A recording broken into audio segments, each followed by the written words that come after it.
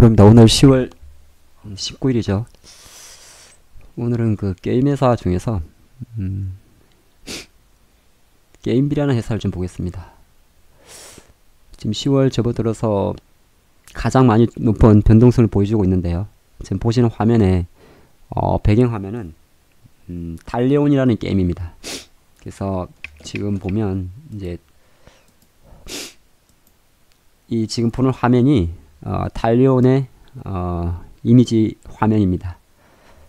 우리가 보통 역할 수행 게임이라고 이야기하는 MMORPG라는 게임이고요. 그리고 일본명을 출시를 할 때 일본은 달레온으로 안 나가고 벤데타라고 나갔습니다. 벤데타. 그래서 대표적인 이제 우리가 많이 본 뭐 전투하는 게임이죠. 그래서 오늘 게임비를 통해서 우리는 한 세 가지를 좀 보겠습니다. 게임주 주가는 과연 언제 움직이는지. 근데 보통 이제 미리 같이 말씀드리면 게임주는 신작을 출시할 때 그리고 사전 예약이라든지 초반에 제일 많이 움직입니다. 그건 왜 그러냐면 게임주는 성장주이기 때문에 그래요. 제조업이 아닙니다.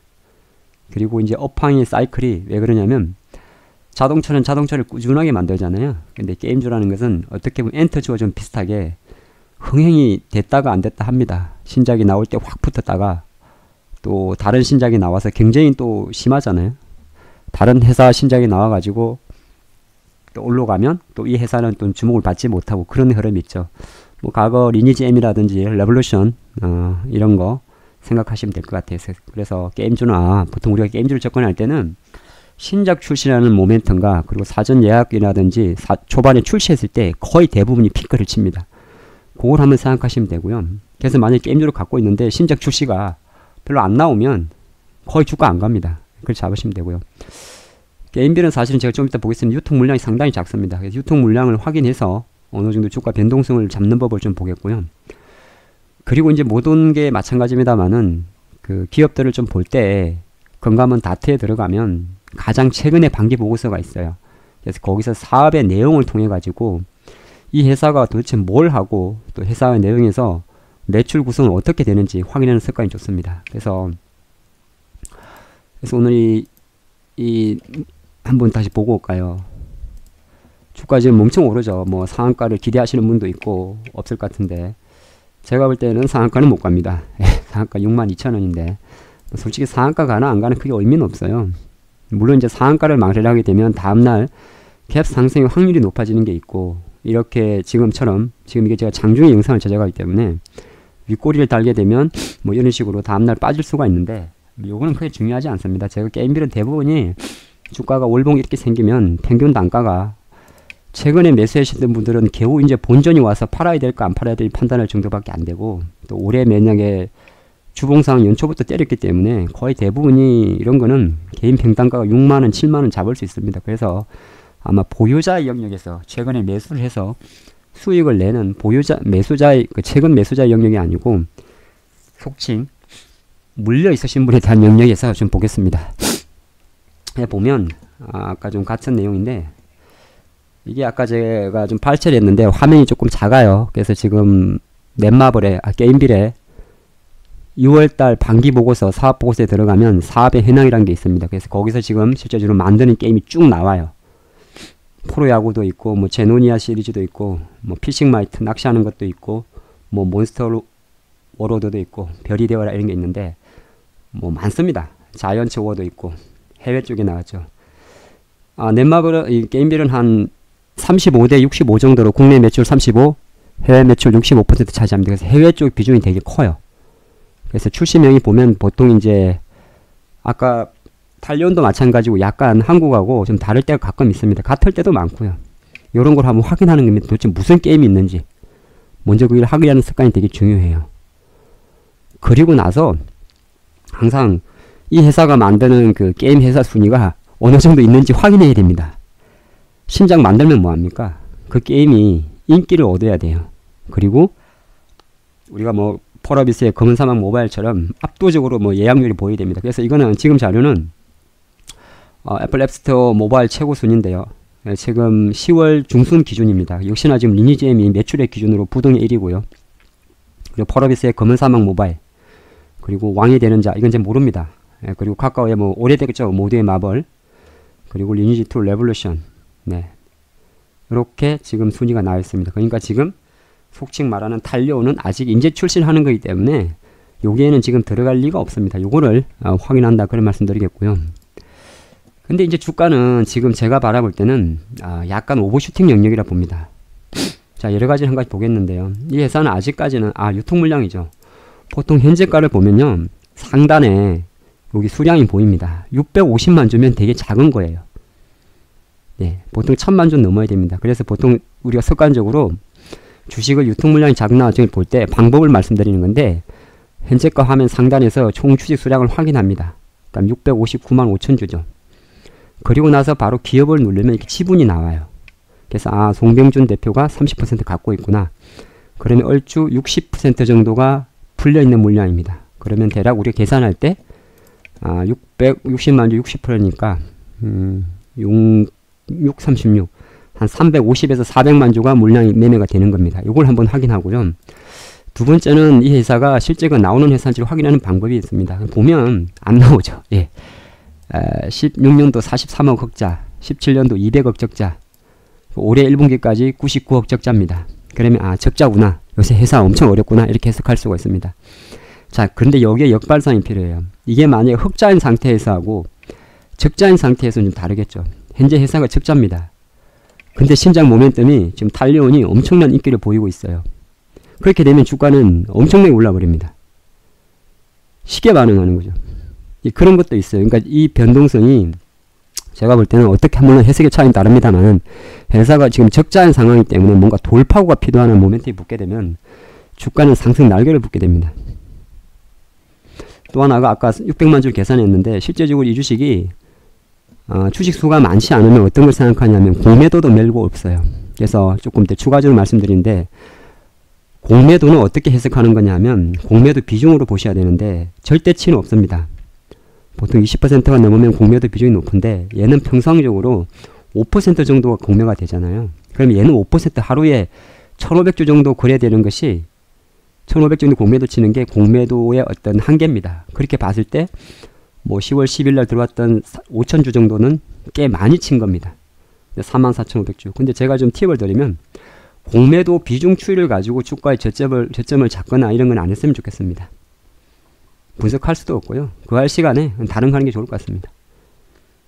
무슨 말 아직 가끔 물어보시는 분들이 있어요. 공매도 변화 잔량 추이를 통해 가지고 지수의 종목에 저점과 고점을 좀 잡고 싶습니다. 이야기를 하는데 저는 모르겠어요. 그럼 여러분들이 근데 제가 웬만하면 안 했으면 싶습니다.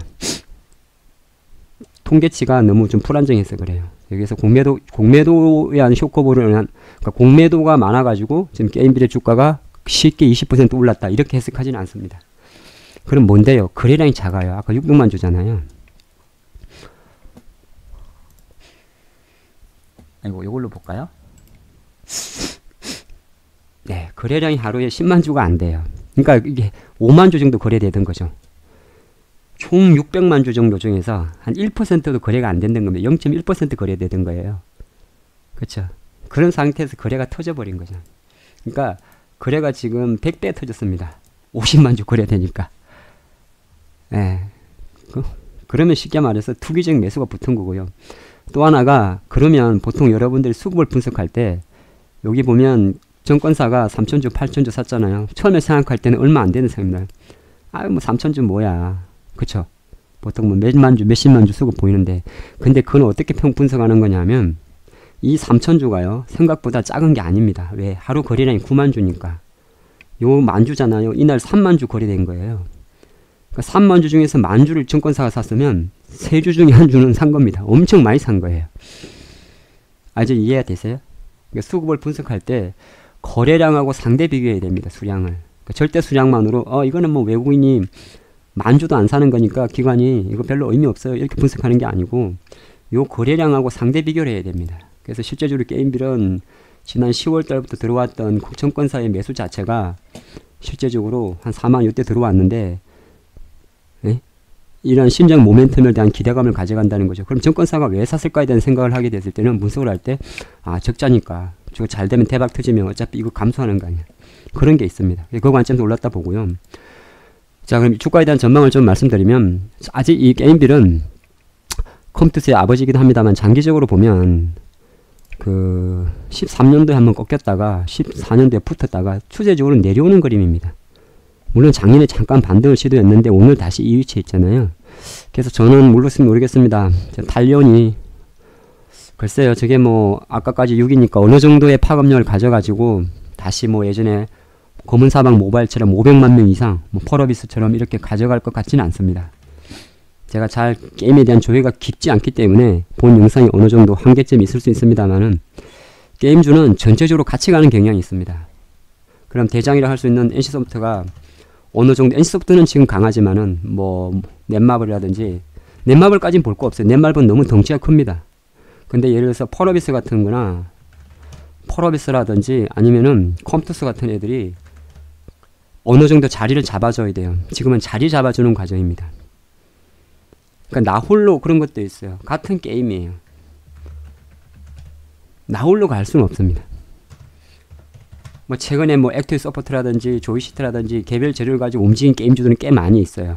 뭐 조이시티도 쉽게 올라왔는데, 실제적으로 그래서 게임빌의 주가는 제가 판단할 때는 다시 그러니까 최근 뭐랄까요, 최근 7월달부터 이렇게 계속 움직였죠. 2번, 3번, 4번. 결국은 이걸 확인하는 과정으로 봅니다. 한 52,500원대. 다시 이제 요거는 쇼크 보고요.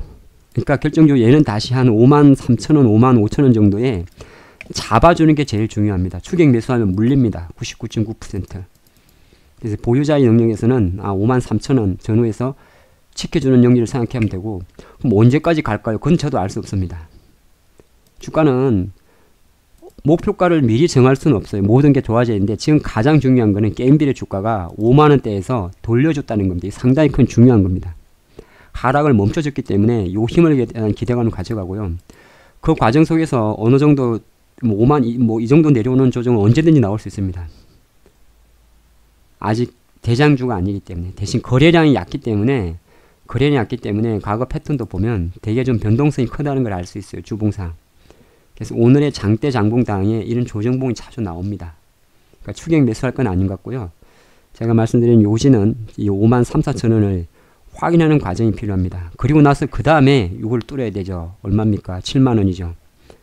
그러니까 내가 모습가가 8만원, 9만원, 10만원 된다 하시는 분들은 함부로 추가 매수하면 완전 물탑니다. 이 주식은 물려요. 철저하게 최소한